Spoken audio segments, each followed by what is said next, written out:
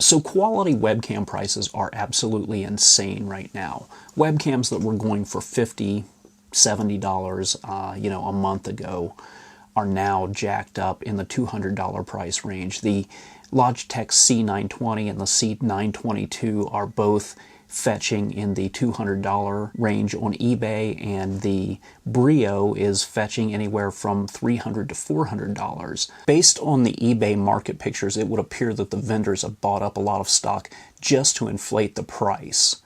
Curious to know if anybody actually bought any of these webcams at these inflated prices.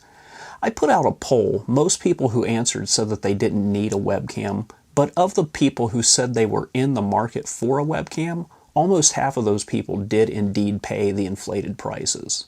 And it makes sense. A lot of people working from home right now during the quarantine have to have a webcam to participate in online meetings and things like that. And I imagine that there is a percentage of people who, out of boredom and having nothing else to do, now they're trying their hand at streaming on services like Twitch or YouTube, so they are also in need of a quality webcam.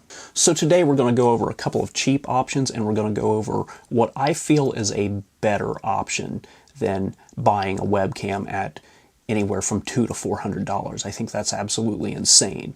We're going to look at being able to use your phone as a virtualized webcam. That's the cheap option. But I want to talk about the better option, in my opinion, and that is using a capture card and an actual dedicated camera as your webcam. We'll get into that later. So to get started, we're going to take a look at virtualizing a phone and a tablet as a webcam. I've looked into two different options. One being Droidcam. That's the one that I prefer.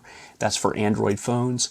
And the other is being EpocCam, which you can use iOS for that. Now, I don't have an iPhone, but I do have an iPad, and I can show how to set that up on the iPad, and it works basically the same on the iPhone. So that being said, we're going to get over to the computer and set all this stuff up. Okay, so to use Droidcam, we've got to go to dev47apps.com. We need to download and install the PC client. I'm using Windows, so I'm going to download Windows Client. It kind of blends into the background of the web page, but this is where we want to click. Run the installer, and it'll prompt for a reboot. Now after that reboot, we can launch the Droidcam client, or we can launch in HD mode. If you have the paid version of Droidcam, you can get up to a 720 resolution in HD mode, but you have to launch HD mode specifically. And this is super annoying. If it's set on a different resolution and you change that resolution, you have to then restart the computer. That sucks. I've already got this set on 720, so luckily I don't have to reboot the computer now. After you've set the resolution that you want, you launch Droidcam client. Okay, so I've already paid for Droidcam Pro. I need to download that. It's actually called Droidcam X now, so that's what I'm going to download and install. And at this point, I'm going to plug the phone into the computer via USB cable and open the Droidcam app. We're going to ignore this stuff because I'm going to connect via USB.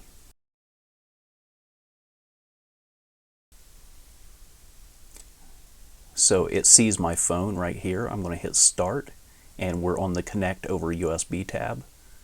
Fiddling with getting it on a phone tripod at the moment. Should have done that ahead of time. And here we are. Basically, this is what the Droidcam looks like when you're in the window. Now, what I'm going to do is launch OBS Studio and show you how to set that up in OBS. So in OBS Studio, I'm going to build a new scene, and I'm going to call this scene Droidcam. And in the Droidcam scene, I'm going to add a source, and this is a video capture device. And the video capture device, we're going to call this Droidcam USB. And I'm going to select Droidcam. I don't know why it says source 3, but okay. And I'm going to fit to screen. Why is that not showing up?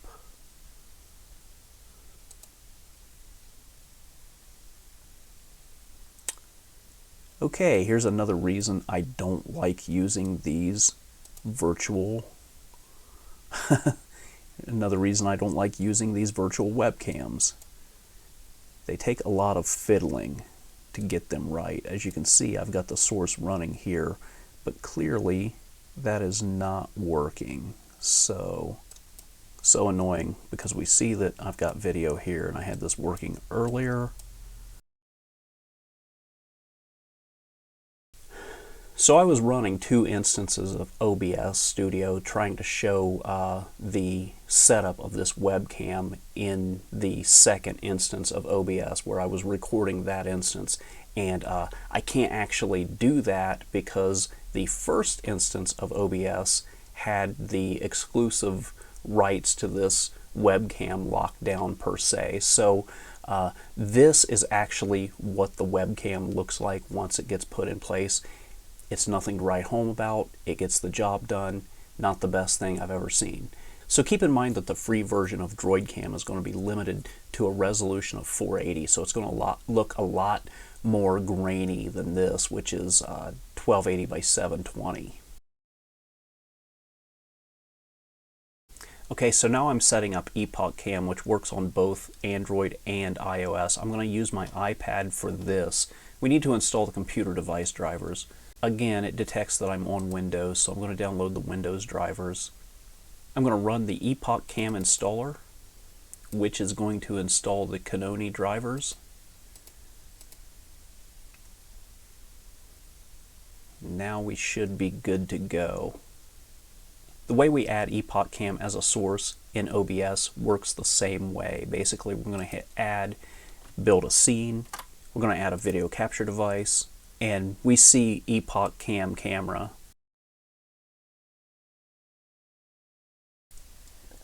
So here is what the EpocCam looks like being fed into OBS Studio. Clearly there's a watermark down at the bottom, and this is not the best resolution, nor is this the best camera in the world. The iPad 4 does not have a very good camera built into it, so it is what it is, and this is what you get.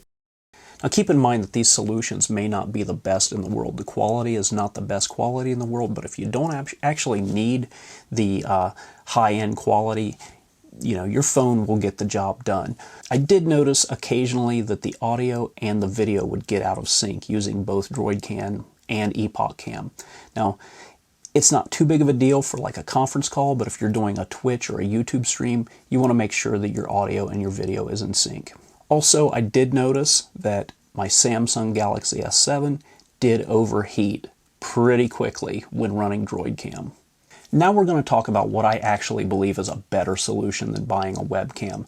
And this is normally more expensive than buying a webcam, but if you're looking at getting an HD picture, now this is actually a cheaper option than buying a Logitech Brio, for example.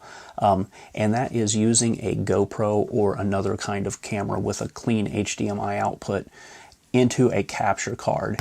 And the capture card that I use is this El Cheapo right here, and it gets the job done. Basically, the way you hook this up is you have to use, in this instance, a micro HDMI cable to HDMI output, and you will just plug your micro HDMI into your GoPro or whatever camera you are using.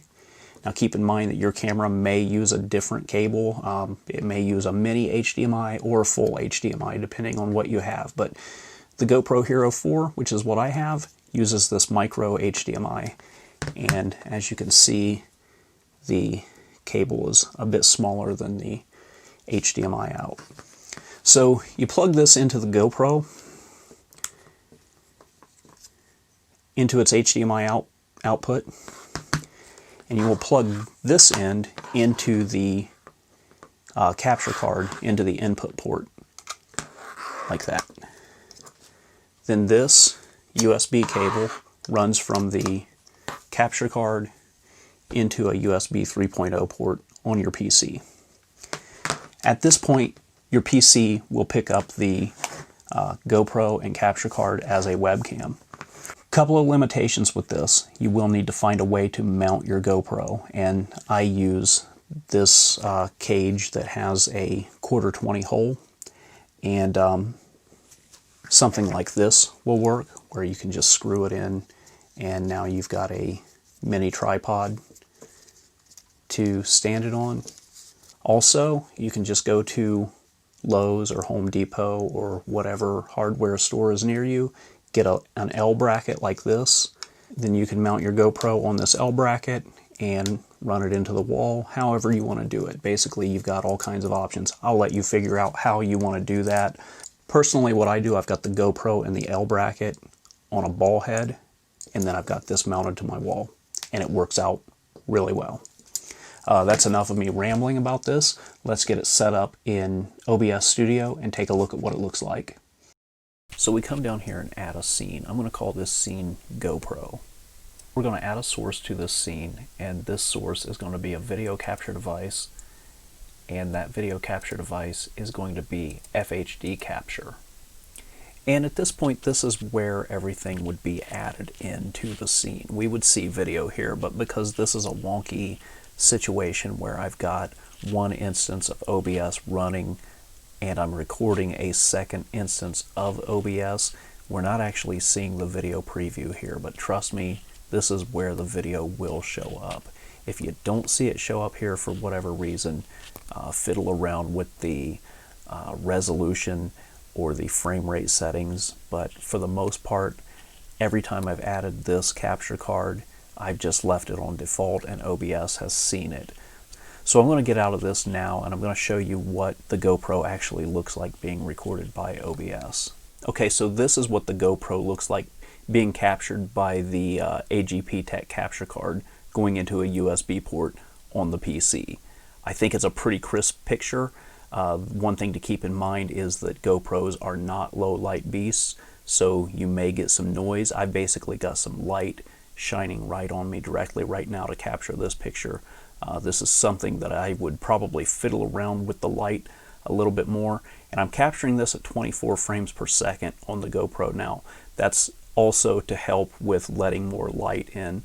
The higher your frame rate, you get a smoother picture, but you also get in a low light setting like this, you get a darker picture. So that's why I've got this set at 24 frames right now. I think this looks pretty good. I think this looks better than really any webcam on the market, but let me know what you think. Let me know if you think this is a waste of money, or if you think that you're better off spending anywhere from $200 to $400 on a webcam, which I think is absolutely insane right now.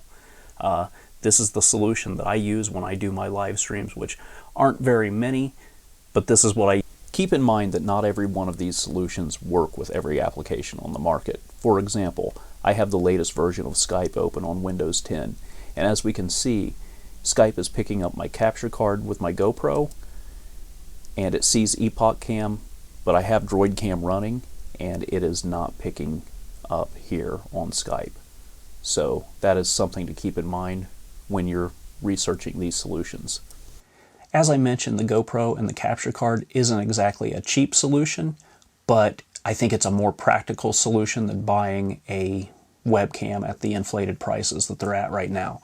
The GoPro solution with the capture card will run you about the same price as what people are paying for the C920 and 922 at this point, but what you get is an action cam, you get a capture card that you can use to capture Roku players and Android sticks and video game consoles, and you just get a lot more functionality out of the entire package.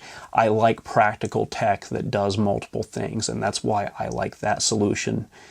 I mean, there's no way I'd pay $200 for a webcam. I don't even know that I'd pay $50 for a webcam.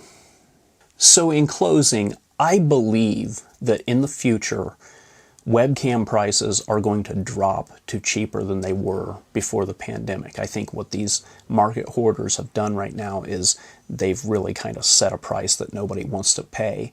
So eventually the webcam market is going to come back. The supply is going to meet the demand. Prices are going to go back down again. And these people who spent so much money buying all of this stock in having a massive amount of these webcams, what they're going to find is that nobody's buying those webcams at the prices that they want. And sure, they got a couple of people who were in between a rock and a hard place, who needed to buy those webcams, but in the future, those prices are going to drop, and I think that we're going to find that if you're in the market for a webcam, it's going to become a buyer's market. Now, I'm not an economist, but this is what I think is going to happen. I think paying $200 for a webcam is just absolutely insane. So that's all I got today. I would ask you to like, subscribe, share, do anything you can to help this channel grow, but I'm not your dad, so you do you. That's it for now, and I'll see you next time.